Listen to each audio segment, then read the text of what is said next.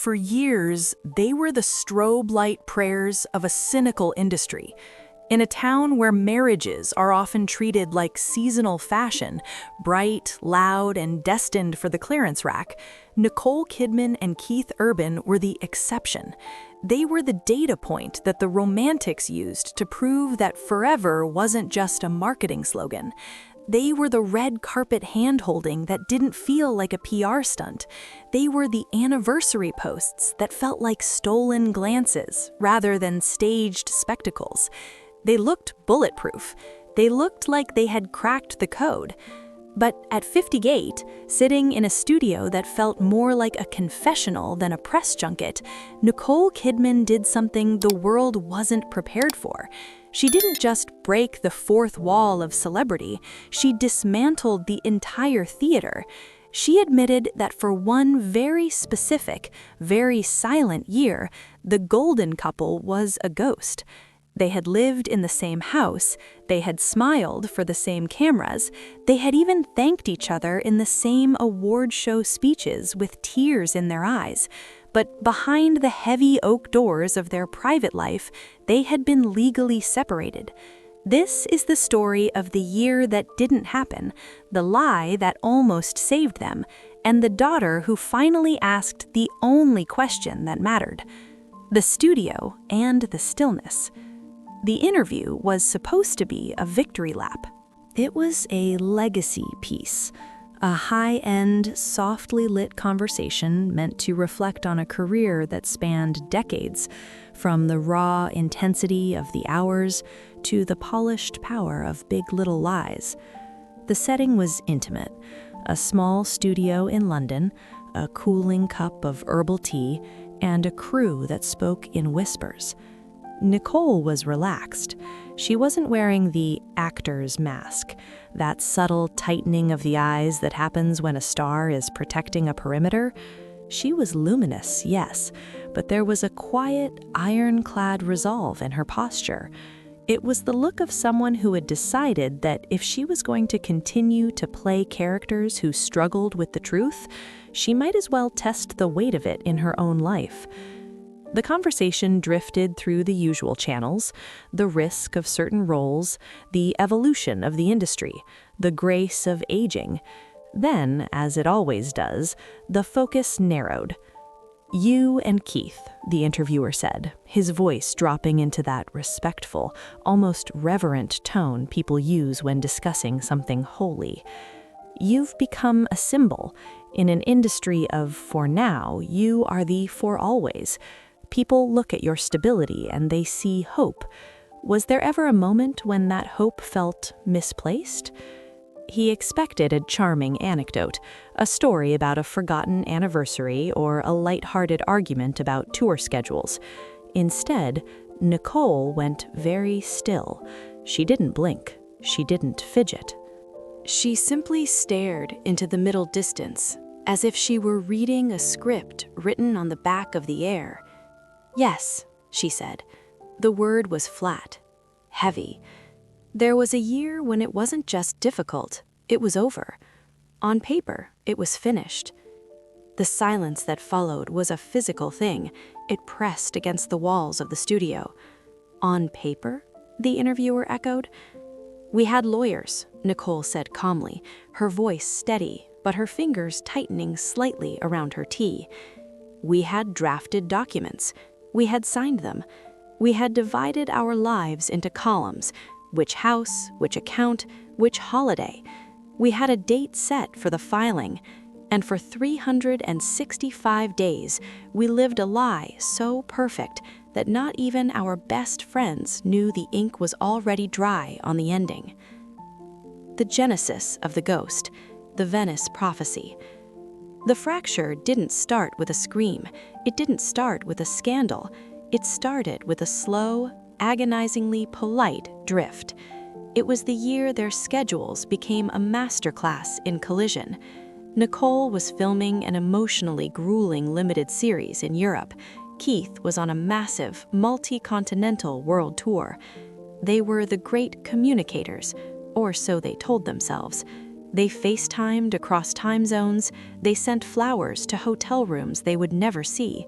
They left "I love you" notes on pillows that stayed cold. But you don't notice the moment the bridge starts to crack when you're only looking at the map. The turning point was Venice.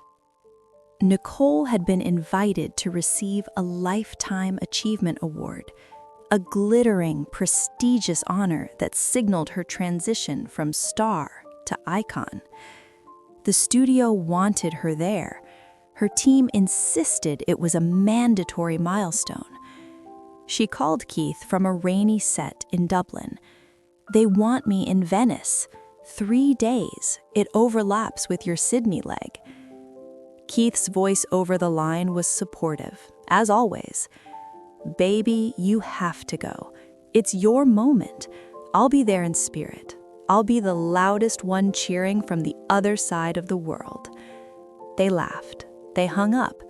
But when Nicole stepped onto that Venetian red carpet, she felt a strange, hollow coldness. The cameras flashed like 1,000 tiny explosions. The photographers screamed her name. And then the question came, the one that would plant the seed of the end. "Nicole, over here. Is Keith joining you tonight? Or is he too busy with the tour to see his wife become royalty?" She smiled her professional smile, the one that hides everything. "He's finishing his tour, darling. He's here in spirit." That night, the festival ran a tribute montage. It was beautiful. It was sweeping, but it was framed through a specific lens. The editors spliced her greatest hits with a voiceover about the price of greatness. They showed clips of her standing alone at various ceremonies over the years. They cut to her reaction in the audience, magnificent, radiant, and solitary. The narrator's voice was velvet smooth. For some, the heights of cinema are scaled alone. For Nicole Kidman, the sacrifice of the personal is the fuel for the professional. A woman who has everything, yet stands as a singular pillar of the craft. The world saw a tribute. Keith, watching the broadcast from a dressing room in Australia, saw a prediction. When Nicole landed in LA 3 days later, exhausted and buzzing from the adulation, her phone lit up. It was a text from Keith. "Saw the Venice broadcast. You looked incredible. The world clearly thinks you're better off as a singular pillar. Maybe they're right." It wasn't a fight. It was a surrender. And in their world, surrender is much more dangerous than a battle. The legal Cold War. For the next 6 months, they entered what Nicole described as the architectural phase of their separation. She told the interviewer, "We became business partners in the brand of us. We would meet for breakfast to discuss the girls' school schedules, and then we would go to our separate wings of the house. We would attend the same charity galas, arrive in the same car, hold hands until the door closed, and then sit in silence on the ride home." The public speculation began to build, fed by the very silence they were trying to curate. A source, a producer Keith had worked with, leaked a vague email to a gossip outlet. "Watch the space. The anchor is dragging. They're just waiting for the right PR window to call it." Nicole's team swatted it away. Keith's team issued denials, but the damage was internal. Every time I read a headline saying why Keith wasn't there or Nicole's solo night, I felt a strange sense of relief because the world was finally catching up to the truth. I wanted them to know, so I wouldn't have to carry the lie. But at the same time, I was terrified of the failure. I didn't want to be another Hollywood statistic. They met with lawyers in a windowless room in Century City. It was clinical. It was efficient. There were lists of assets. There were parenting plans. I remember looking at a list of our guitars and my film memorabilia, and I thought, is this it? Is 20 years of history reduced to 3 columns on a spreadsheet? And the most scandalous part was that I didn't cry. I just signed, and Keith signed, and we agreed on a filing date, September 14th. The daughter's question. The summer before the filing date was the quietest of their lives. They had moved to their home in Tennessee, a sprawling sanctuary where they could hide from the lenses. They told themselves they were protecting the children by maintaining the facade. They had dinner together. They watched movies. They played the roles of mom and dad with Oscar-winning precision.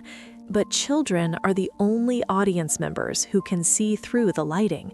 One evening, their younger daughter walked into the kitchen. Nicole was reading a script. Keith was staring at a lyrics sheet. They were 3 feet apart, but they were in different universes. "Are you guys getting a divorce?" she asked. The question wasn't a cry. It wasn't a tantrum. It was a demand for data. Nicole froze. Keith put down his pen. "Sweetheart, why would you ask that?" Nicole said, her voice shifting into its comforting mother register. "We're right here. We're all together." Her daughter didn't move. She didn't buy the performance. "Because you hug me and you hug my sister, but you never hug each other anymore. And because when Daddy laughs, you don't look at him to see why. You just look at your phone. It's like you're both waiting for a bus that isn't coming." The silence that followed was different from the studio silence. It was the silence of a mirror being held up to a ghost. "We're having a hard time," Keith said finally. His voice was cracked, raw, the first honest sound he had made in a year. "We've been confused. We've been trying to figure it out." "No, you haven't," she replied. "You've been trying to be the couple. You haven't been trying to be you. I don't care if you're the best couple in the world. I just want to know why you stopped trying to stay." She walked out of the room, leaving the 2 icons standing in a kitchen that suddenly felt much too large. The choice and the papers. The next morning, Nicole didn't call her publicist. She called her lawyer. "I told him to shred the September 14th filing," Nicole told the interviewer, her eyes finally misting over. "Not because I knew we could fix it, but because I realized that the separation was just another performance. We were performing the end because we were too tired to perform the beginning. And our daughter saw that we were surrendering to the story the world had written for us in Venice, the story that said success and love cannot coexist. The healing wasn't a montage. It was a war. It was months of brutal, ugly honesty in a therapist's office. It was Keith feeling like a prop on her red carpets. It was Nicole admitting she felt abandoned by his need to be on the road. "We had to burn the golden couple to the ground," Nicole said. "We had to admit that the version of us that everyone envied was actually quite sick. We had to stop being the exception and start being 2 middle-aged people who were lonely and scared." The interviewer leaned forward. "And the papers? The ones you signed?" Nicole smiled, a real smile, one that reached her eyes. "Keith kept them. He has his copy in the top drawer of his desk in the studio. Every now and then when we're having a bad day or when the schedules get too heavy again, he pulls them out. He doesn't say anything, he just leaves them on the kitchen table." "As a threat?" "No," Nicole whispered, "as a reminder that love isn't the absence of an exit. Love is seeing the exit, having the keys in your hand, and choosing to walk back into the room anyway, one day at a time." The kitchen table, the public truth. When the interview aired, the shockwave Nicole predicted was an understatement. The headlines were a frenzy. Nicole Kidman's secret separation, The year of the lie, the truth behind the golden couple. But the real response didn't come from the tabloids, it came from Keith. 24 hours after the broadcast, Keith Urban posted a single photo to his Instagram. No caption, no tags, no filtered perfection. It was a blurry, handheld shot of their kitchen table in Nashville. There were 2 half-empty coffee mugs, there were some scattered vitamins, and in the center of the frame was a stack of legal documents with the word separation visible in bold black type.